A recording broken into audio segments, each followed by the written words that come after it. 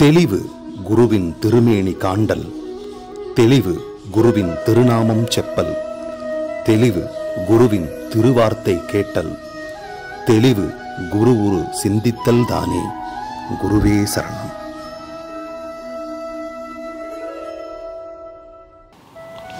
வணக்கம், நான் உங்கள் ஆத்ம நண்பன் பேசுகிறேன்.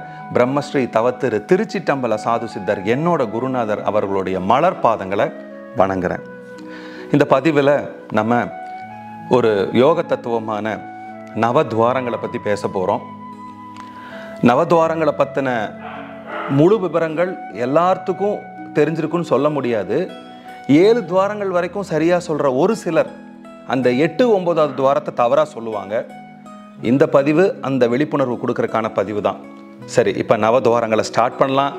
கண்கள் 2, கண்ணோட 2 துவாரம் 2, காதோட 2 துவாரம் 2, மூக்கோட 2 துவாரம் இருக்குது. ஸோ வாயோட ஒரு துவாரம். இப்போ 7. இது வந்து வெளியில் விசிபிளாக இருக்குது, அதாவது வெளியில் தெரிஞ்ச நிலையில் இருக்குது. 2, 4, 6, 7. இதுக்கப்புறம் இந்த 8, 9வது துவாரங்களை சொல்லும்போது மட்டும் ஒரு 60-70% மக்கள் என்ன சொல்கிறாங்க அப்படின்னா, நம்மளோட ஆணுறுப்போ பெண்ணுறுப்போ இல்லைன்னா மலங்கழிக்கிற துவாரம், ஆணுறுப்பும் பெண்ணுறுப்பும், ஏதோ ஒரு உறுப்பு, ஆணாக இருந்தால் ஆணுறுப்பு, பெண்ணாக இருந்தால் பெண்ணுறுப்பு, அது 8வது துவாரம்னு, மலங்கழிக்கிற துவாரம் 9வது துவாரம்னு சொல்கிறாங்க. இப்போது இதில் என்ன ஒரு முக்கியமான பிரச்சனை அப்படின்னா, நம்ம ஆத்மபிதா என்ன சொல்லியிருக்காங்கன்னா, போக்கும் வரவும் இருக்கக்கூடியதே இந்த நவத்வாரங்களாக இருக்கும்னு சொல்லியிருக்காங்க. போக்கும் வரவும்னா 2 பக்கம், அதாவது இந்த பக்கம் மேலே போகணும், கீழேயும் வரணும். இப்போ ஒவ்வொன்றும் நம்ம எடுத்து பார்க்கலாம். ஆனால் எடுத்து பார்க்கறதுக்கு முன்னாடி இந்த 8, 9வது துவாரத்தை மட்டும் கொஞ்சம் ஸ்பெஷல் அட்டென்ஷன் கொடுக்கலாம். ஏன்னா இந்த அட்டென்ஷன் ஏன் கொடுக்குறோன்னா, அந்த இடத்துல தான் பிரச்சனை நமக்கு. யூரின் போகிற இடம், அது ஆணுறுப்பாக இருந்தாலும் சரி பெண்ணுறுப்பாக இருந்தாலும் சரி, அந்த இடத்துல ஒன்லி போக்கு மட்டும், அதாவது அவுட்லெட் மட்டும்தான் இருக்குது. இன்டேக் வர்றதுக்கு வாய்ப்பே இல்லை. அதே மாதிரி அப்போ இந்த 8வது துவாரம் அது வந்து துவாரமா இல்லையான்னு யோசிக்கலாம். அடுத்தது 9வது துவாரம், மலம் வெளியில் மட்டும்தான் போகுது, உள்ளே போகிறதுக்கு வாய்ப்பே இல்லை. ஸோ அதனால் அதுவும் 9வது துவாரமாக இருக்குதா இல்லைன்னு நம்ம யோசிக்கலாம். சரி, ஓகே. இப்போது எங்கள் குருநாதர் பிரம்மஸ்ரீ தவத்திரு திருச்சிட்டம்பல சாது சித்தர் அடிக்கடி நாங்கள் இதை பற்றியெல்லாம் பேசும்போது எங்ககிட்ட சொல்லுவார், கண்ணா இந்த 7 தாண்டா நவத்வாரம், அது இல்லாமல் இன்னும் 2 துவாரம் நான் சொல்கிறேன். இந்த யூரின் போகிற இடத்தையும் 2 டாய்லெட் போகிற இடத்தையும் அந்த உறுப்புகளை அவர் என்ன சொல்லுவார்னா, கண்ணா அது கக்கூசுரா, அதை இதில் கணக்கே சேர்த்தக்கூடாது. என்சான் உடம்புக்கு சிரசே பிரதானம், இந்த சிரசில் தான் எல்லா ரகசியம் அடங்கி இருக்குது, அதனால் நவத்வாரங்களும் சிரசுக்குள்ளேயாகவும் இருக்குது அப்படின்னு சொல்லுவார் அப்பா. ஸோ அப்போ பார்த்தா 2, 4, 6, 7, இந்த 7க்கு அப்புறம் இந்த 8, 9 எங்கள் குருநாதர் புரிகிற மாதிரி சொல்லியிருக்காங்க. ஏன்னா குருநாதர் வந்து சிவானந்தர் பரமஹம்சர் அப்பா கிட்ட பாடம் படித்தவங்க, அதனால் இன்னும் கிளாரிட்டியோட சொல்ல முடியும் அவங்களால. இந்த விளக்கத்தை வந்து சிவானந்தர் அப்பா தான் சொல்லியிருக்காங்க. என்ன இந்த 8, 9 துவாரங்கள் எங்கே இருக்குன்னா, நம்மளோட அண்ணாக்கு பகுதியில் மேலே, அண்ணாக்கு பகுதிக்கு மேலே அடைக்கப்பட்ட வாசலாக இருக்குதுங்கிறாங்க. நீங்கள் கன்ஃபியூஸ் பண்ணிக்கக்கூடாது. அறுத்து அடைக்கப்பட்ட வாசலுக்கும் அடைக்கப்பட்ட வாசலுக்கும் கன்ஃபியூஸ் பண்ணிக்கக்கூடாது. நம்மளோட நாபி தொப்புள் பகுதி தான் அறுத்து அடைக்கப்பட்ட வாசல். சில பேர் இதையும் கொஞ்சம் கன்ஃபியூஸ் பண்ணிக்குவாங்க. ஸோ அது இல்லை, அண்ணாக்கு மேலே ரொம்ப மைன்யூட்டான துவாரம், அது வந்து அந்த மெஷர் பண்ண முடியாத அந்த துவாரம்னு சொல்லுவாங்க. இதெல்லாம் நல்லா கூட நம்ம மெஷர் பண்ணிக்கலாம், இந்த துவாரத்தையெல்லாம் நம்ம மெஷர் பண்ணிக்க முடியும் இதெல்லாம். ஆனால் அண்ணாக்கு மேலே இருக்கக்கூடிய அந்த இடத்த, அந்த 8வது வாசல் 9வது வாசல்ங்கிற 2 துவாரத்தை மட்டும் நம்மளால் மெஷர் பண்ண முடியாத அளவுக்கு முடியிலிருந்து எத்தனையோ மைக்ரான் அளவு கம்மியாக இருக்குது இந்த 2 துவாரம். இப்போ அது 8, 9 துவாரம் அப்படின்னு இருக்கிறப்போ எல்லா துவாரங்களும் நம்ம சிரசிலேயே முடிஞ்சிருச்சு. அப்போ இதுக்கு கீழே எந்த பிரச்சனையும் இல்லை. இப்போ இதில் இந்த துவாரத்தை வச்சு நம்ம என்ன சார் பண்ண போகிறோம், இந்த துவாரத்தினால என்ன உபயோகம் அப்படின்னா, இந்த 7 துவாரங்களும் பார்த்தீங்கன்னா எல்லா மனிதனுக்கும் திறந்த நிலையில் தெரிகிற மாதிரி அமைச்சிருக்குது பிரபஞ்சம். இந்த 8, 9 துவாரம் மட்டும் மறைக்கப்பட்ட வாசலாக இருக்குது. நீங்கள் பைபிளில் கூட இந்த வசனத்தை பார்க்க முடியும். சொர்க்கத்துக்கு போகக்கூடிய வழி குறுகலாகவும் குறுக்கலாகவும் நெடுக்குமாகவும் இருக்குன்னு சொல்லியிருப்பாங்க. ஸோ நம்ம எல்லாத்துக்கும் சொர்க்கம்ங்கிற இடம் வந்து இந்த புருவ மத்தியம் தான். நான் சொல்கிறது வெளியிலலாம் உள்ள, அதை தான் சிவானந்தரப்பா புரிகிற மாதிரி சொல்லியிருப்பாங்க. மூக்கோட 2 துவாரம் சேரக்கூடிய இடமும், அண்ணாக்கு மேலே இருக்கக்கூடிய அந்த குதம்னு சொல்லக்கூடிய 2 துவாரமும் போய் சேரக்கூடிய இடம் தான் புருவ மத்தியம்னு சொல்லுவாங்க. இந்த இடத்துக்கு 1 இன்ச் 1.5 இன்ச் கீழே தான் புருவ மத்தியம் இருக்குன்னு சொல்லுவாங்க. ஸோ அந்த இடத்துக்கு போகும்போது 10ஆம் வாசல், 10ஆம் வாசலுக்கு போகிறக்கான வழி தான் அந்த 8, 9. இப்போது இதெல்லாம் நம்ம தெரிஞ்சோ தெரியாமலோ ஒரு கண்ட்ரோலில் வச்சுருக்கிறோம். இப்போது நான் கொஞ்சம் நினச்சா கண்ணை மூடிக்கலாம், கொஞ்சம் நேரமாக அட்லீஸ்ட் கண்ணையாவது மூடிக்கலாமே. காது கேட்க வேண்டாம்னு நினச்சா கொஞ்சம் காதை மூடிக்கலாம். ஆனால் இதை மட்டும் ஒன்றும் பண்ண முடியாது, அது ஸ்பெஷல், அதை அப்படி விட்டுறலாம். வாயை கொஞ்சம் நேரம் மூடி வச்சுக்கலாம் பேசாமல். இந்த கண்ட்ரோல்லாம் கொஞ்சம் நம்மக்கிட்ட இருக்குது. ஈவன் நம்ம மூக்கு கூட நம்மளால் பிரயத்தனம் பண்ணி நம்ம கூட மூடி வச்சுக்க முடியும். இதெல்லாம் நம்ம கொஞ்சம் ஆளுமை இருக்கிற மாதிரி இருக்குது. ஆனால் ரொம்ப ஸ்பெஷலான அந்த 8, 9வது வாசல் வந்து ரொம்ப மறைக்கப்பட்ட வாசலாக இருக்குது. ஒவ்வொரு பிரத்தியொரு மனிதனுக்கும் இந்த பிரபஞ்சம் அவன் கருவல் இருக்கும்போது அந்த வாசல் அது கொடுத்துருது. அந்த வாசல் வழியாக தான் நம்மளோட பிராணசக்தியானது உடம்பேகவும் வீசி பரவிக்கிட்டு இருக்குதுன்னு சிவானந்தரப்பா சொல்கிறாங்க. தூக்கத்தில் இருக்கும்போது அந்த வாசல் வழியாக நம்ம பிராணனானது கதாகதம் பண்ணிக்கிட்டு இருக்குது. ஏன்னா அப்போ வந்து நம்மளோட ஜீவன் கலங்கம் இல்லாத ஜீவனாக இருக்குது. நம்ம வந்து ஆனந்தமாக இருக்கிறோம்.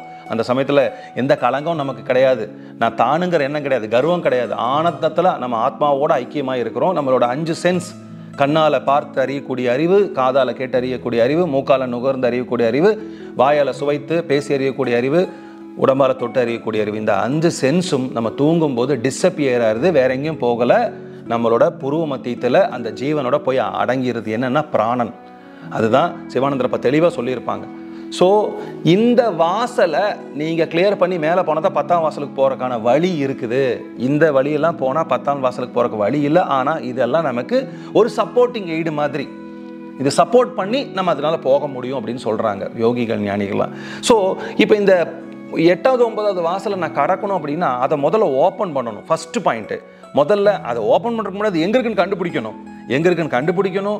செகண்ட் அதை ஓப்பன் பண்ணணும். அதுக்கப்புறம் அந்த வழியாக வாயு, அதாவது பிராணன் மேலே கீழே கதாகதம் பண்ணணும். அது சமீரன்னு சொல்கிறாங்க. அங்கேயே தக்க வச்சுக்கணும், இல்லைன்னா அது சம்டைம்ஸ் கீழே வந்தாலும் வந்துடும். ஸோ இத்தனை விஷயங்களை நம்ம பார்க்க வேண்டியதாக இருக்குது அந்த 10ஆம் வாசலுக்கு போகிறக்கான செயலை யோக தத்துவத்தின் அடிப்படையில்.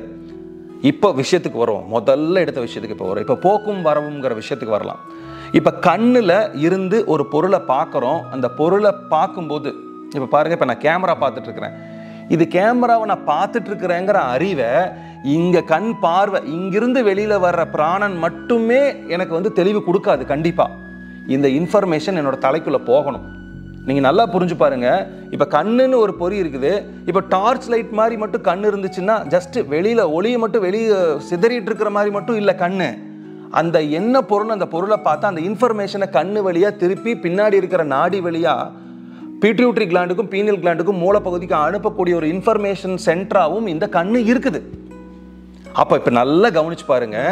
இப்போ கண்ணில் ஒரு பொருளை பார்க்குறீங்க அப்படின்னா போக்கு இருக்குது, அதாவது பார்க்குறீங்க, போக்கு இருக்குது. அடுத்தது வரவு இருக்குது. அந்த வரவு என்ன?